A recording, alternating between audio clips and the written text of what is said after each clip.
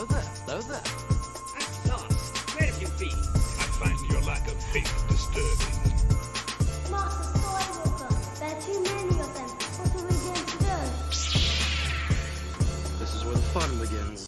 Well, hello everybody. I don't even know what this is anymore. Is this Jedi Eternal? I don't even know what we are anymore. But welcome back to Jedi Eternal Star Wars Podcast. This is episode 56, I'm pretty sure. Man, it's been like a month since we've been here, but I'm your co-host. I don't know. I'm your co-host, Braxton Taylor, here with the redeemed, the purified, the sanctified Andrew Bolin. Wow. I don't know. I didn't know how to tie it in because I was just like, this past month or so, it has been crazy between both of us having people near us getting COVID and getting exposed. Thankfully, neither of us actually got COVID. Yeah. And we're back together. But yeah, both of us had people close to us that did get COVID. Yeah. So it's just been kind of a weird time. But we're back. We're back in action, baby. And here we are a month, I think almost exactly a month later since our previous episode. That time passed really quickly, I'm not gonna lie. And what's funny is even when we had done that episode, we were talking about how it'd been a while. So you guys have not had a whole lot of content. Hopefully you've not forgotten about us. I've been making a point to post a ton of memes, so I'm hoping that's kind of good. Yeah, and we had our live and stuff, so we've had some interaction out there, but not as much as we want you guys to be able to have. Yeah. So we apologize for that. Yeah, if it wasn't for such crazy circumstances, we wouldn't have allowed it to go that long. But right. Yeah.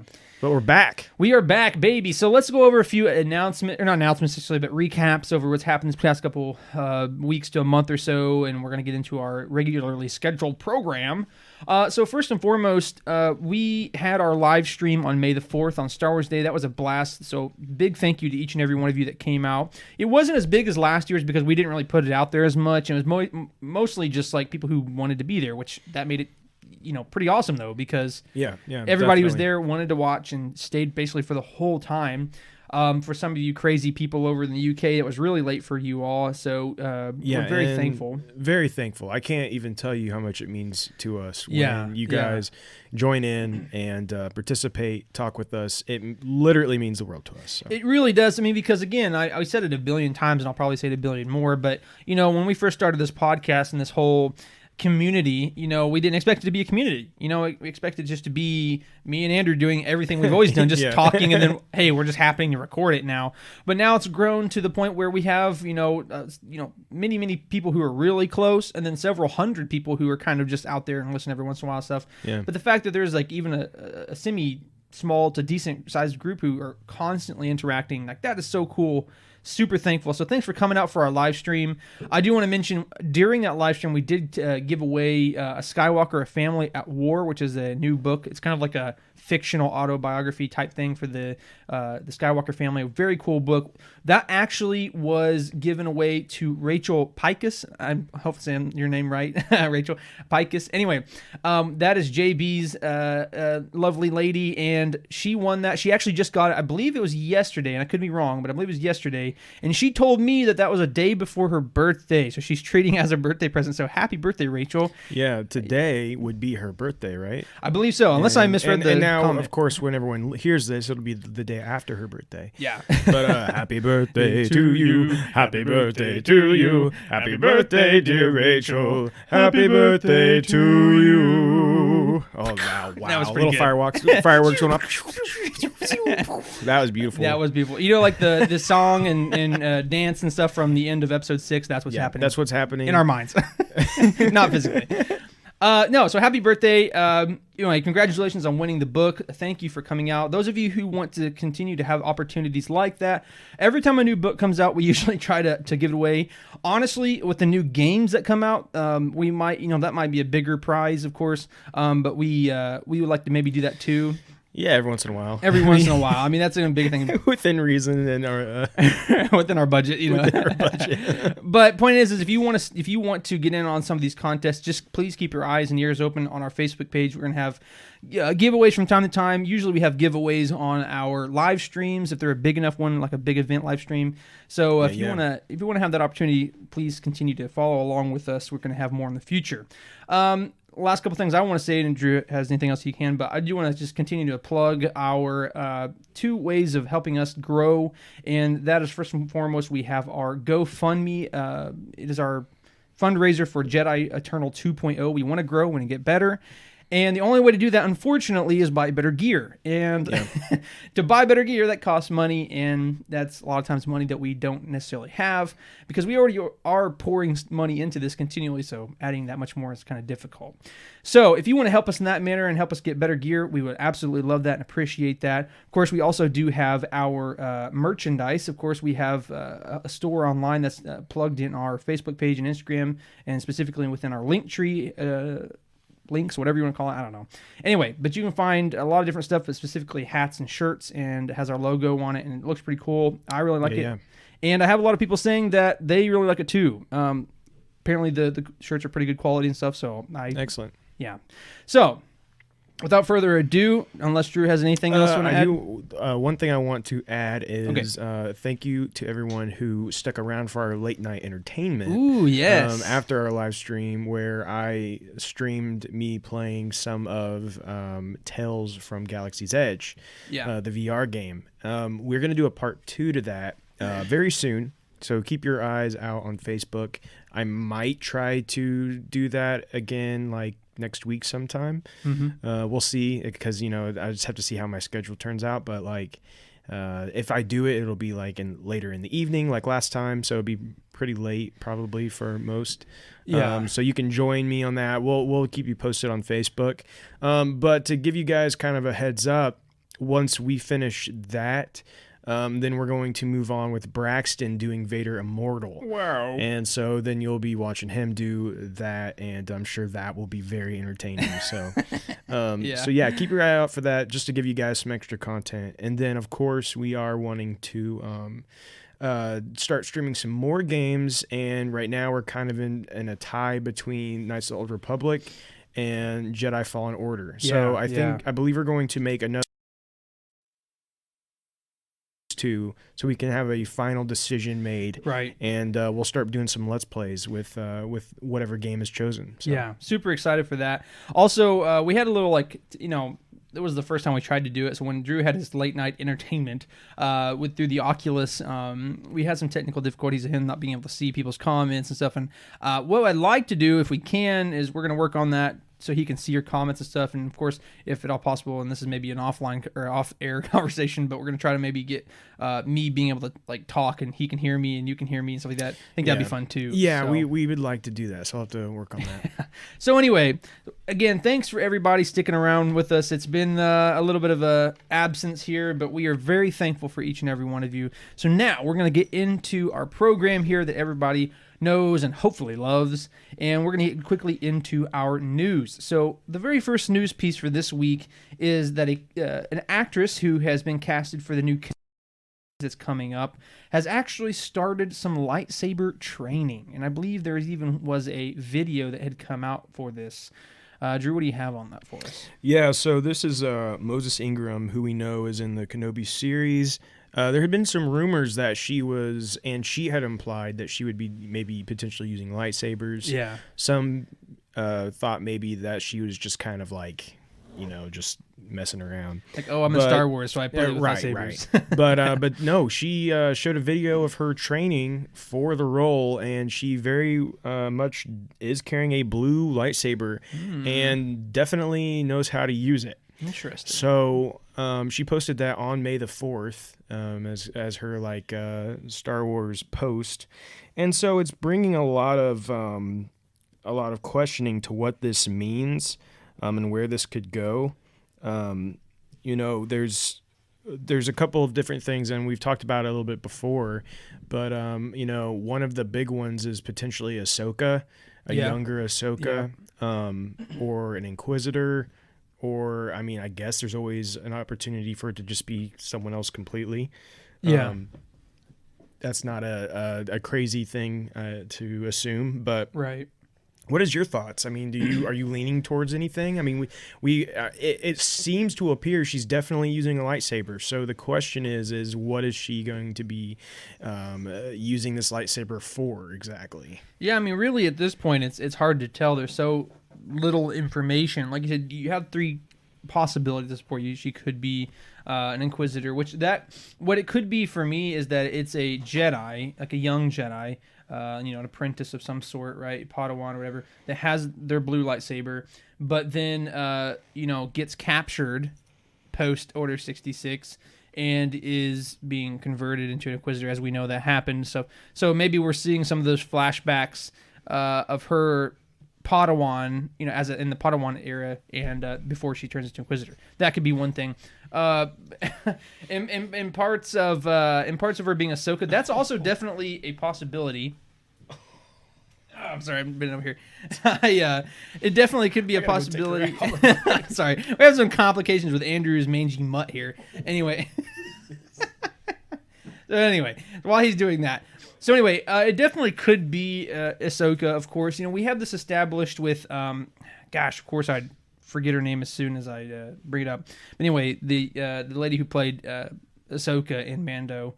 Of course, we have her established as that. But then again, could be, sheesh, 20, 30 years earlier. So, anyway, it definitely could be Ahsoka. And then, it just could be another random person. Now, I think the random person one is less likely, but that's just me. So I definitely think it could be either the Ahsoka or Inquisitor one. That's my 2 guesses for sure. Okay. Yeah. So, what do you think? Are you leaning towards anything? The she's carrying a blue lightsaber, which doesn't have to mean anything, right? Right. And that could be just kind of a way to throw people off. But a blue lightsaber could mean Ahsoka, right? Sure. Or she had a green lightsaber at first, right? But then she ended up with the blue. Is that how that works? Yeah. When did she start having a blue lightsaber? Do you remember? Oh, it was like halfway through Clone Wars, I would say. Through there. I think so. I think that we've heard so much that there's going to be flashbacks in this, right? Like most likely like Clone Wars flashbacks. Right. So we can get that. We can see more of that Obi-Wan and Anakin relationship. And I think it would be a very huge missed opportunity to not get a live action Ahsoka with a live action Hayden Christensen and Ewan McGregor. Like, that's a dream come true for many fans. Yeah, I looked this up real quick. The lightsaber collar change from green and yellow to blue actually happened in Clone Wars Season 7. So it was much later than I thought. So it actually would work out because it's right around Episode 3. Right, so it could work out really well. Work out, yeah. Because you assume if we do get flashbacks, it is going to be around probably not too long before Revenge of the Sith, to kind of keep with the appearances that they had and stuff, I would assume. So yeah. That could be an indication. Or it could be an Inquisitor and they just don't want to show the red, because that would be a big giveaway. Right, exactly. Or I'm not completely against the idea of it being some kind of Padawan that escaped the Order 66 and Obi-Wan's just trying to, help her out, keep her safe. Yeah, or, it could be. It could very well be something who like ultimately that. ends up dying, or something well, like right, that, like she's probably not going to survive. But I think one thing that could maybe catch Obi-Wan's attention is a Jedi, because here's the thing, maybe the Inquisitors go after this young Jedi and Kenobi kind of steps in type deal. I mean, you never know, right? It could be, yeah. So there's just so many different possibilities and we just don't have enough answers yet. No. That's kind of where I'm at with it. Yeah. But we do know, like, this character is going to be using a lightsaber. That I think we can pretty much agree on at this point. Oh yeah. So it's just a matter of like what that character will be. So let's move on to our second news story. Our second news story is kind of continuing on the Kenobi theme. Ewan McGregor was recently interviewed on Jimmy Kimmel, and they were talking about Kenobi, and Ewan McGregor had some really interesting things to say. Kimmel had asked if they did anything special to celebrate May the 4th, and McGregor said that they filmed a very special scene on May the 4th with someone very special in his life. And he didn't provide any other details, but he said he hasn't acted with them before and isn't related to them necessarily. Huh. So that throws a kind of a wrench in the cogs there. He hasn't acted with them before. Interesting. But that could again lean towards the Ahsoka thought, right? Well, to some degree. So to some degree, right? I mean, you have to think there's very good chance it could be something like Ahsoka because they're not related necessarily, but like they're kind of a family, right? Right, exactly. And we know wouldn't be Hayden Christensen because of course they've acted together. Right. So I think Ahsoka is would be a good bet on that. Yeah. But again, like it's just we just have to wait and see. But I cannot tell you enough how excited I am for this show. I am so excited. Nothing else in Star Wars has me as pumped and excited as this show. I know. And the day we finally get like our first look at it is going to be so much hype. I know. And I'm so excited. I also read something.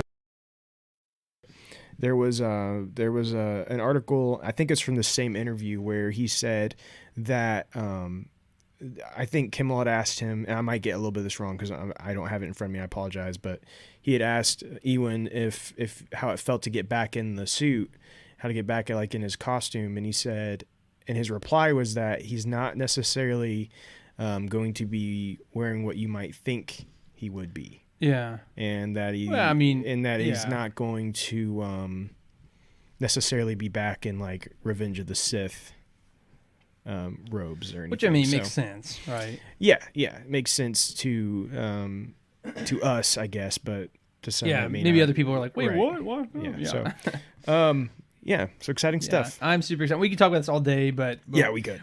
Our first two is about the Kenobi series, so we're lucky that we made it in 17 minutes. Right. So anyway, let's get to our final news piece for this week, which actually is a potentially for some people very exciting news piece. That this actually just came up like a day or two ago. And for those of you who may know, Star Wars Celebration, which is a huge convention that happens every 2 years across the country and sometimes even outside of the country of the U.S. It's a huge Star Wars convention. And anyway, it was supposed to happen in early August of 2022, but actually, for the first time, has been moved up. So, or back, however you want to say. Yeah, it's been moved up. That's how you say it. Closer to us, right? And now the new dates are May 26th through May 29th of 2022.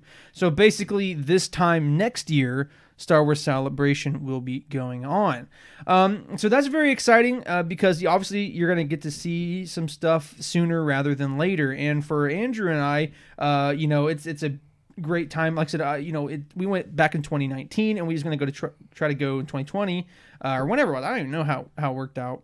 Why it was 2 years in a row like that, but because I thought it was every 2 years. I don't know. Maybe they had changed it. They had decided to do it every year, I think. Okay. I think it also had to do with the 40th anniversary of Empire Strikes Back too. But anyway, point is that it's being moved up. So that's a pretty big thing. So for those of you who are maybe wanting to try to go or, who already have tickets, that's a pretty big deal that it's being moved up several months. This is something that Drew and I, would love to go to. I think Drew actually already has his tickets and is planning to go and stuff. I really want to go.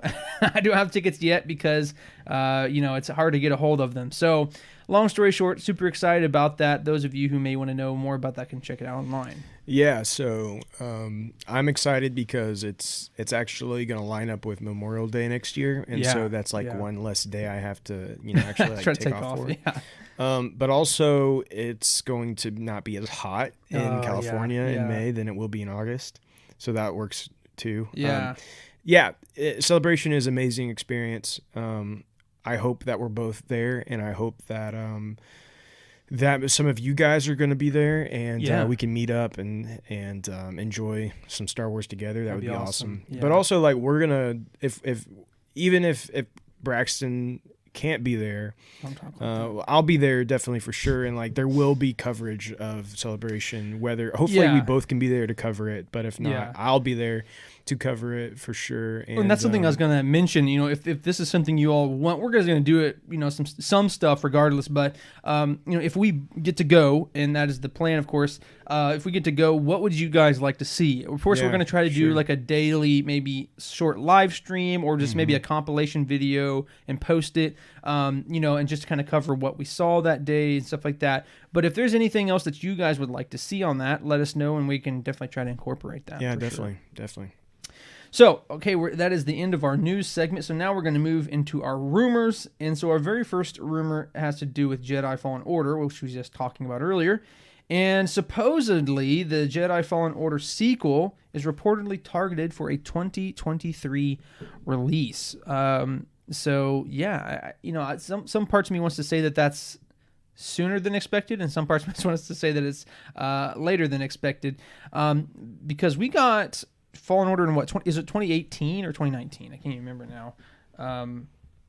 Let me see. So the rumor was that they actually were planning to release this even earlier than that, but COVID kind of pushed it back. Yeah. And so now they're looking for a 2023 release. I'll be honest,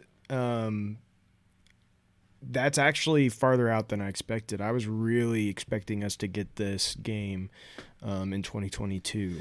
Yeah. So the fact that it is going to be it's going to be 2023, if that's the case, that is quite a while away. Now, this also says they think there might be a teaser on June 12th at the EA Play conference. But if we're talking 2023... That's still 2 years out. Yeah, you know? we're still a long ways away, and so they may want to hold off on the official announcement. Right. But at the same time, I think everyone's pretty aware that like they're making a sequel. Like they're obviously making one, so it wouldn't be necessarily crazy to go ahead and announce it. But we'll see. Yeah, absolutely. So you can go ahead with our next. I think if they do announce it, it's not going to be like, it's not going to give us much information, right? No, like it might it's just show like a teaser. Yeah, it may just show like a title, and that may be really all we get. But yeah, moving on to our second rumor, and this kind of follows again what we were talking about earlier with Kenobi. There is a new rumor out there suggesting that the Inquisitors will be in the Kenobi series. Yeah, and so with that, you know, could it be Moses? You know, this new character. This source is saying that it is Moses. They've been told Moses is an Inquisitor. I remain hesitant for now on that. Again, these are just rumors. No real answers just yet. But again, like, it does make sense for Inquisitors to be in this. Yeah. You know, if Kenobi, sorry. No. Sorry. Whew. Now Braxton's yawning. If Kenobi is going to be somewhere out there and Vader finds out, it only makes sense that the Inquisitors are probably going to get involved. Right. Even though I feel like Vader's going to want Kenobi for himself. But yeah, I think there is a high chance of the Inquisitors being involved, but it doesn't necessarily mean that Moses is playing an Inquisitor. Sure, yeah. So, I'm kind of in the spot, like, okay, whether Moses is an Inquisitor or not, I'm in the boat that it almost makes, like, it would almost make no sense if there weren't Inquisitors. Kind of a weird way to put it, but basically saying, like, no, you're right. It's in the perfect time frame in which Inquisitors would exist and be active, still trying to hunt down Jedi. So either A, Moses is an Inquisitor, or B, again, Moses is a young Jedi that's running from the Inquisitors, and Kenobi has to help, kind of like what we had spoken about earlier. And yeah, it's we'll just have to wait, because I keep saying that, but it's just there's so many possibilities right now. And it's hard to really know which direction to go with all of it. You know, we heard the rumor that there were going to be an elite troop of clones that were going to go after Kenobi, and potentially led by Commander Cody. Right. That has been a rumor that went around for a while. And so, do you have that and Inquisitors both going after him? I mean, maybe, I don't know. Yeah.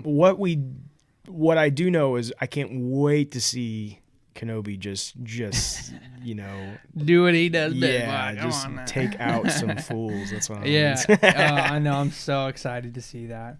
So, like I said, we could probably rail on this all day, but we're gonna move on because, like I said, again, there's just so little information right now. We're just kind of speculating into the wind right now. Right. But our final rumor for this week is that I don't know if anyone has been following it, but of course, the Darth Vader comic series has been continuing on, and a lot of very, very interesting things have been showing up. In the most recent comic issue, something very provocative, something maybe even somewhat controversial has popped up that has caused some controversy for sure, and that is a severed hand was shown in kind of like in this little back-to-tank jar type thing, and basically Palpatine talks about how this hand was kind of the seed or the key to new creations that he's been working on in Exegol. So again, this has been causing a lot of issues, in the fandom, as most things do. But Andrew and I have been discussing basically what does this mean for lore. Whose hand is this? What could this hand possibly do for creation? So I, of course, have my thoughts, but Drew, I'm going to turn it over to you for any info that you might have. Yeah. So in the issue, Palpatine is talking about the scalpel of creation, and it says, I used it to make all these things, and it says I can use it to make anything. And when it says I can use it to make anything, it shows a severed hand in a jar. And I mean, heavily implied that this would be Luke Skywalker's hand from Empire Strikes Back. Also, as he's going, this is on Exegol, and he's walking through, and we see a bunch of bodies in tanks. So the heavily implied thing here is that potentially Palpatine is creating things with Luke's hand, right? And we know in Legends that's exactly what he does. He takes Luke's hand and he actually creates a clone of Luke with it. Luke with two U's. Yes, I'm not kidding. For those of you who don't know, there was an evil Luke and his name was Luuke. I am not kidding. That's real. That really happened. Yeah. And so creative genius right there. Yeah, very, very creative. And so some people think that what this means is that Snoke was potentially created with DNA from Luke. Right, yeah. I kind of have my doubts with that. Maybe a mix of things, though. Maybe Luke is part of that creation, and maybe that's why Snoke is so just weird. Maybe it's because it's so many different amalgamation of different elements, DNAs and stuff, and created what he is. I don't know for sure, and I don't know if we're ever truly getting the answer. Probably not. Sometimes it seems like they just want to add more confusion and chaos into the mix than they truly want to give us any answers. Because this just confuses things, and the Mandalorian, we started in the Mandalorian. It appeared that was the beginning of maybe creating something, a clone of, or maybe creating Snoke, right? Right. This really throws things it's completely different. Because now all of a sudden, here we are right after Empire Strikes Back, and he already has a bunch of these things on Exegol. Yeah, well, I mean, it's again, and I almost hate to say it, it almost feels like another instance of the left hand doesn't know what the right hand's doing. You know what I'm saying? Because they're two different teams working on two different things, right? But like again, so okay, looking back, if we already have this cloning technology right after Empire Strikes Back on Exegol, where we see all this is happening, then what is happening in many years later in Mando? What's happening there? You know what I'm saying? Yeah, I don't know. It's very weird. It doesn't really line up at all anymore. and now everything, when it comes to Snoke again, I'm confused because I really thought the Mandalorian was teasing the creation of Snoke. And now with this, it really feels like whatever's going on in The Mandalorian isn't really necessary, because if he already had clones on Exegol, what's the point? Then what was the point? Yeah. He didn't need that, whatever they're doing, right? You know what I'm saying? Well, again, that kind of undermines the entire plot of Grogu, right? And then what was the point of getting Grogu?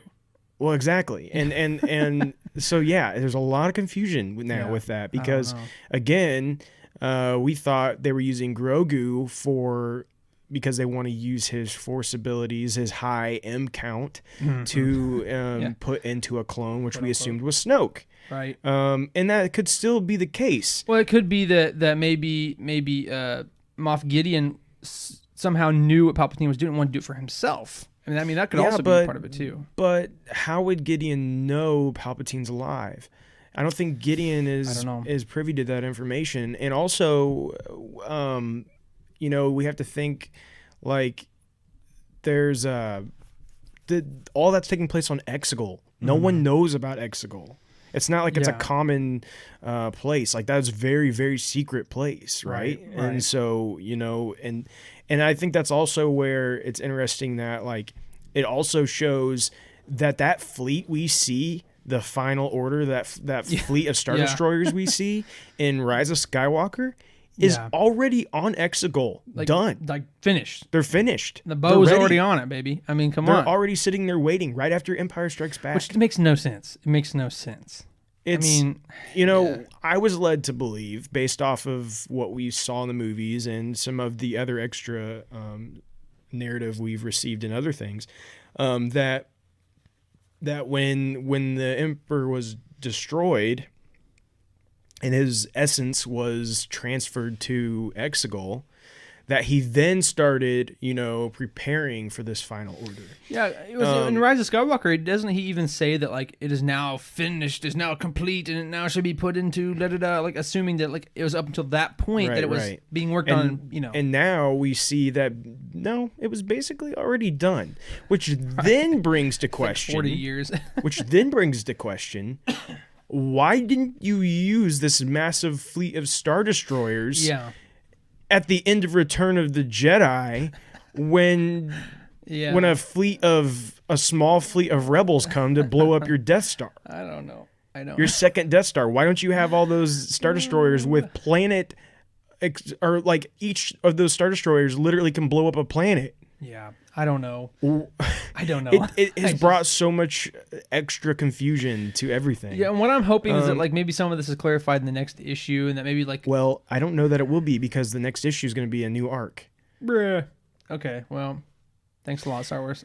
So, and don't get me wrong, I actually enjoyed this arc and thought it was very good, but when you start to think about what it means overall...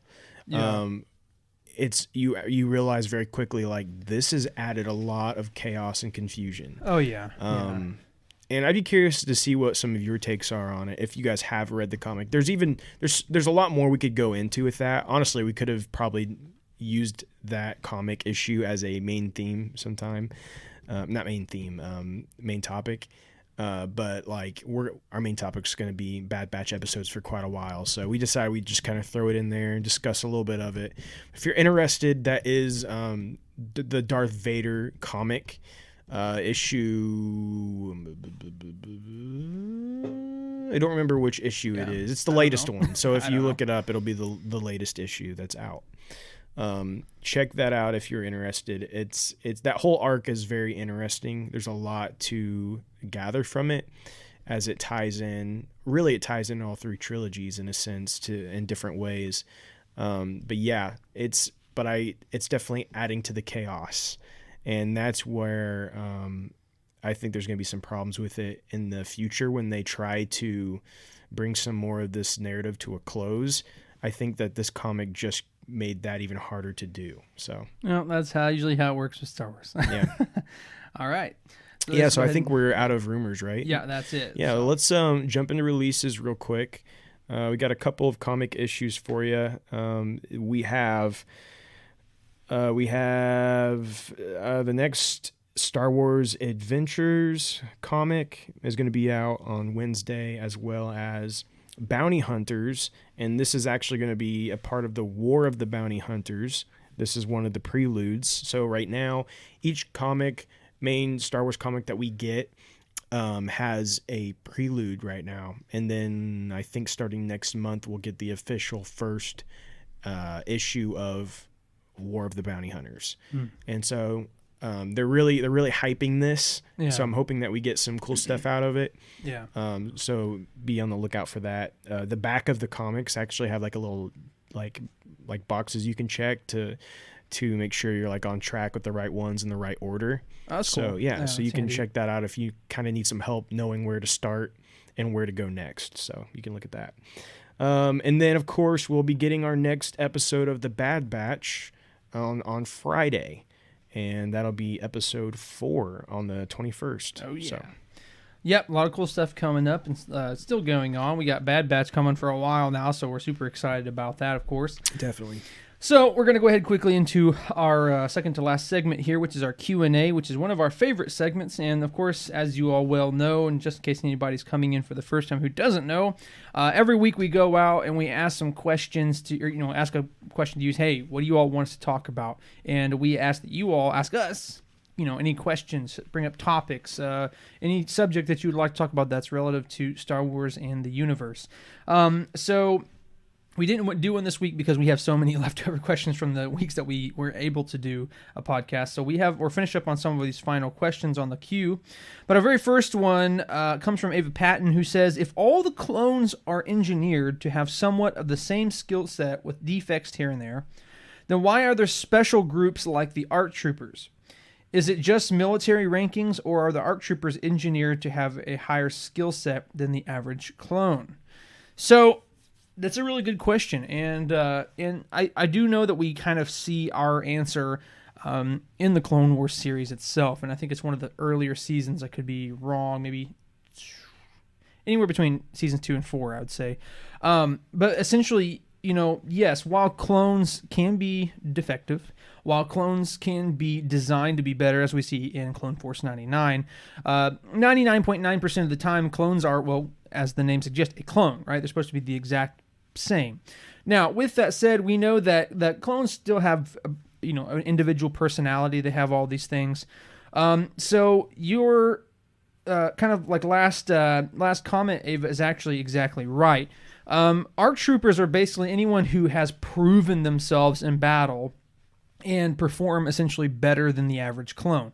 Not that they have any special abilities, it's just that through their own personal, personality, and their own individualness and stuff, that they've taken the risks and they've taken the hard choices and did things that nobody else had done up to that point. So yeah, as you see in, I think said anywhere between seasons 2 and 4, I can't remember where it is exactly. But we see some of the clones, such as like Fives, Echo, a few of the other ones. They are chosen to be ARC Troopers, and they are selected. So, to make a very long story short, that's pretty much it. I mean, the ARC Troopers are not any special clones or anything. They are just clones that have been selected because of their prowess, because of their achievements in battle. So, Drew, do you have anything to add to that?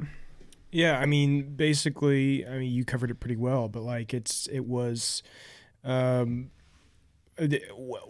have to think like, yes, they're clones, but we find very quickly that they are all very different. Right. Anyways, and that some have proved their worth past others, Right. and so some end up in those higher statuses. It doesn't necessarily mean they were created differently though, or Right. bred differently. And so, yeah. Yeah, pretty much it. So yeah, so basically if you're an ARC Trooper, it's just because you were selected to be an ARC Trooper, and if you've basically earned that. So Great. All right, so our second question comes from Brandon Dukes, who says, what does the FN stand for in regards to the Stormtrooper identification? So, great question. Honestly, I don't think that a lot of thought has been put into this in terms of the sequel trilogy canon. With that said, I'll tell you what I know, and I'll also tell you some of the rumors that go on around it. Basically, from my understanding, is that there within the First Order, there's different cores. So there's the, the TO or the TK core. There's the FN core. So there's all these different cores, and So, for instance, FN 2187 or Finn would have been a part of the FN Corps. So, canonically, we really don't know what that stands for, unless I'm mistaken. And Drew, you can chime in. But from understanding, we don't know what that stands for. Now, a lot of people have kind of speculated that that stands for foot soldier number. So FN, so foot soldier number. Other people have said that the FN it was actually a specialized group that was trained by Captain Phasma herself. But for me, that doesn't really make sense because we see Finn and, if Finn was trained by Captain Phasma but went out and was like just stunned in battle and just stood there, like, I find it a little hard to believe. Granted, he does do some pretty cool stuff that we haven't seen other stormtroopers do. So yeah, I would say that we do know canonically that there's an FN Corps, there's a TK Corps, there's all these different corps. But what it stands for, I'm not 100% sure that we know that, other than it maybe just being foot soldier number. So Drew, do you have any more insight on that than I do? So we know it was a branch of troopers, and they were trained by Phasma. So they were. Okay. Yeah. We do know that they were trained by Phasma, and some believe they were the greatest in the First Order. Which always cracks me up. It's like the first battle he gets in, he's just like, oh, I don't know. Yeah, exactly. As far as like what the FN actually stands for, I don't know that. I don't have the answer to that. I don't think it's ever really been explicitly stated in the comics or the books or movies or anything. I mean, foot soldier number, that does kind of make the most sense, but I don't know that there is if anyone actually has given a canon answer to what the F and N stand for, but right. But yeah, it was one of the branches of that, and there are some stories out there if you're interested in learning more about Finn's time as a stormtrooper and his fellow members of that group, and Captain Phasma kind of being a part of that and things. There are some stories out there that you can get if you're interested in that. Yeah, for sure. All right, so our third and final question comes from Kristen Perry, who says, why do Jedi wear robes? So, Kristen, I don't know that we have, a specific reason. I'll tell you the Star Wars reason, and I'll tell you the real life reason, in my opinion at least. The Star Wars reason is, of course, you can't wear a Jedi's robes without being a Jedi. So it's more of like a kind of a ceremonious way of identifying who you are, right? And for, eons, Jedi have stood for peace and tranquility and being peacekeepers and stuff. So having these flowing robes and walking around in these robes makes them look pretty stoic, It gives them that kind of peaceful, flowy vibe. So that, in terms of how they look, that's probably a way to identify them, and that's kind of like what they want to look like. It's just basically a uniform, obviously. And again, they earn that as they, rank up and they actually become legitimate Jedi. With that said, though, kind of in the meta explanation, in real life, I would just say that George Lucas really just wanted to make the connection between Jedi and monks. And monks, obviously, in real life, wear robes. We also hear Jedi being referred to as monks throughout Star Wars lore. So I would just say that the long and short of that answer is that most likely it's because that George Lucas just wanted to make that kind of visual connection between them and monks. But yeah, for sure. I mean, that's definitely the purpose. Now, in canon, we still know that it's kind of like a staying traditional like humble and simple, and not having things that they feel attached to, all that stuff. That's why they just wear the very simple robes. Now we know in High Republic it's actually very different, and they have things that really make them stand out, and things that are specific to them, and they're very stylish in their robes and stuff. So we know that something happens in between the High Republic and what we see in the prequels that changes that transformation from the flashy robes to this very, like, everybody wears the same thing, basically. And so that's a story that I'm still interested to see why and how that comes about. So. Right. Yeah, so that'll be interesting. Like I said, we have so much more to go on the High Republic, so there could be a lot more answers there too. So yeah, that is the end of our Q&A segment. We're very appreciative of all the questions that always come in. So if you have some questions that you've been meaning to ask and you just haven't yet, we'd love to hear them. Of course, we're going to try our best to have an episode next week and try to keep this train moving on here. Yeah. Anyway, yeah, we'll see what happens. Maybe get a third dose of COVID or something. Who knows? And knock on wood. All right, so we're going to go ahead and get into our main topic. So because we didn't have an episode last week and we had already done our live stream for the week, we didn't get to do episode 2 of The Bad Batch. So this week we're going to talk about episodes 2 and 3, so cut and run and replacements. So we're going to talk very quickly about our, non-spoiler thoughts and then some spoiler stuff. Now, I'll forewarn you, there's not a lot to talk about, specifically with episode 2. So this may not go super long, but yeah. So I'll just go ahead with my non-spoiler thoughts. So of course, both of them are very fun. They're very fun to watch. Episode 2 specifically was it introduced you more to a certain character. Which was nice to know, and you get to see some old characters that you haven't seen for a long time. So it was very interesting to see some of those tie-ins, and it was really nice. But granted, with episode 2, it was short, but also there wasn't a whole lot to it. And it was kind of the same way with episode 3, but it was a little bit more to it. In episode 3, there's kind of 2 halves, and I will just say the first half of the episode was kind of like, okay, it's kind of a waste of time. The second half, okay, this adds a little bit to the lore. Overall, they're fun episodes. I think they're trying to pace themselves more than anything because they have so many that they're just trying to stretch the story out a little bit. Overall, fun episodes. Adds a little bit to the lore, especially in episode 3. But yeah, a little slow though. What are your non-spoiler thoughts, Drew? Yeah, I have to say, so far what I'm finding with this series is like they're staying very, very close to what they already created in Clone Wars. Yeah. This is staying very close to the blueprint, so to speak, and patterns of what we know in Clone Wars. This is, without a doubt, a direct sequel. So much so that, you could tell somebody this is Clone Wars, and some people would not even blink an eye about it.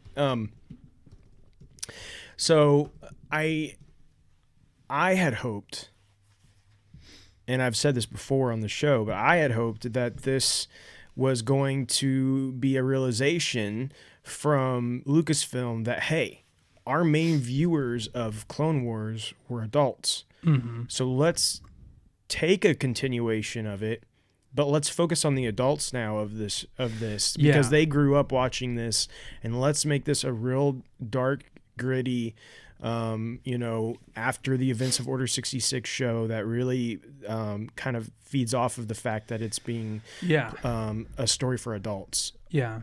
That's not what we're getting. No. At all. Now, I would say that the show has surprised me in a couple areas. We're like, okay, this is a little darker. But, Clone Wars had those moments, too. Well, especially in Season 7. Clone Wars had moments where you said, oh, okay, well, that was a little dark. Yeah, true.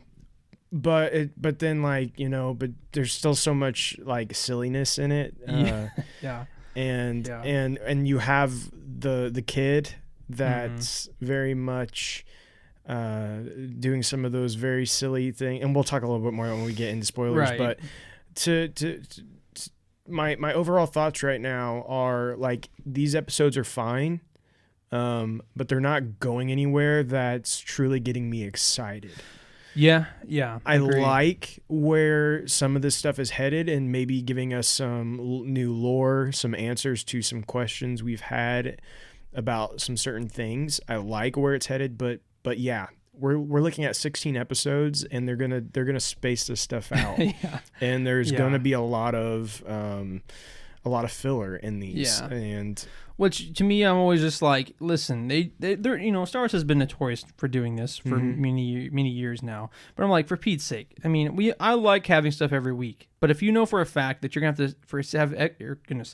have 16 episodes and then you're gonna purposefully add filler in because you want to stretch out the 16 episodes, then just make 8 episodes and have stuff every episode. You know what I'm saying? I don't know. That's just the way I kind of look at them. So yeah. So let's just jump into spoilers. Yeah, for sure. So, let's just, I'm going to kind of basically just skim over episode 2 because there really wasn't a lot there. Basically, the Bad Batch is headed to a very familiar place that we've seen before in Clone Wars series, and that is the planet of Seleucami. And we see, basically, they're saying we need to talk to somebody who has already figured out how to get away from the system, so to speak. And what we see in one of the earlier episodes, I mean, really one of really early episodes of Clone Wars, is essentially them going to Seleucami, and they're fighting droids and blah blah blah. But come to find out, there is a clone there whose name is Cut Lawquane. I think is in Lawquane. Anyway, yeah, Cut something, Cut Lawquane. Anyway, point is, and he has a family with the Twi'lek, and so, which is pretty crazy, right? And he's escaped from the Republic, and he's got out of the army. And of course, that was a big thing of contention between him and Captain Rex and a few of the other ones. But essentially, they finally just said, okay, we're going to let him be. He's good. And so now the Bad Batch apparently somehow magically know him like super well and go talk to him. But the whole point was I thought was to gather understanding of how to escape. But really the whole episode was not that at all. It was just helping them escape from Seleucami, from the new imperial should I say, control. So not a lot in episode 2. Anything you want to add to that for that episode? No, not really. There was nothing to it. It was, it was cool to see kind of a continuation of things we saw in back in the Clone Wars, and seeing familiar characters and where they're at now. Yeah. But but there's not a whole lot to talk about it. And we were going to do a live episode, just like a short live thing to discuss the episode, because we knew we weren't going to be able to have a podcast. And after it was over, we're like, there's really nothing to talk about. Now, the only thing that came out of the episode that kind of gave any substance, in my opinion, was with crosshairs, whatever they call them. And basically, it showed kind of, middle way through the middle half. Wow, I'm having a stroke. Apparently can't speak. About halfway through the episode to the end of it, basically they showed that you can recharge or reprogram the inhibitor chip and make it stronger. And then all of a sudden now he was even willing to turn against his own brothers in arms, which was a huge, realization, is that you could actually recharge these inhibitor chips and make them stronger. So that actually, led to a big battle at Camino, and they end up having to flee. So now we get into episode 3, which was called Replacements. And like I said, there's 2 halves of this, and I don't mean like first half, last half. I mean like there's half and half, like side by side. And the let's just say the left side was with the Bad Batch, and they were fleeing, and they get in a plane wreck basically because the ship was damaged, and they get stranded on this nameless island or planet. And they're having to just survive, and there's really nothing going on in that. But on the the right hand side of it, we have the direction of Crosshair, and see him kind of becoming this new Imperial commander, and how basically they are putting him over some of these conscripted soldiers as a commander. So that was a pretty interesting thing, and Drew had, we was talking about it, but it kind of looks like it's the institution of the very first of the Death Troopers. Yeah, it kind of appears that way. We have these darker, like clone variation armor going on. Yeah, and we have, and they have the green visors. Yeah. So yeah, I think it's the kind of the beginning of that. Yeah. And what we're seeing, and this is where the lore kind of comes into play, some new lore, and maybe potentially even answering some long questions that we've had. We're starting to see this this question of, do the clones matter still? You know, do we have a reason for the clones, or can we kind of get rid of the clones and start using, you know, just a regular human people to come in and do their job? Right. And I think that, well, as we know, that ends up being the case. Oh, right? yeah. And so what we're seeing here is kind of the beginning of that. And it kind of appears that these, the precursor to the Death Troopers might be what convinces them that they don't need. Right. We can have because this is the first group besides Crosshair. Right. Of just people that are not clones, human, that are going to be a part of this group. And so we'll see what they do, but I think this might be kind of the beginning of the fall of the clones, to say. Yeah. So. And again, that's kind of, we see it happen, and we never really hear it talked about. But I do like how they're kind of gracing the topic, you know, kind of encroaching upon the topic, and really trying to like show it, because we see some of the human elements of the I'm just going to say it, the Death Trooper squad, whether that is what they are or not. Mm-hmm. And he says, like, well, I don't think that you clones are so special after all. Maybe I'll become the commander soon enough. And da-da-da. You know, you just like, you can see that that's definitely something that the show's trying to get you to think about. And yeah. And then on the other side of things, you know, we have, we still have Omega with this. I'm a little annoyed by the fact that, like, they're on this strange planet. They don't know where they're at. Yeah. And Omega's like, well, I'm part of your team, right? So I should be able to come. And they're like, oh, yeah, I guess you're a child. Like, no, you're a child. Stay on the ship. Like, well, I don't Shut your mouth, sit down, and wait till we get back. So listen, you may be a modified clone like us, but you're still a child. But it's like, and that's where it's like, this is still a kid show at heart.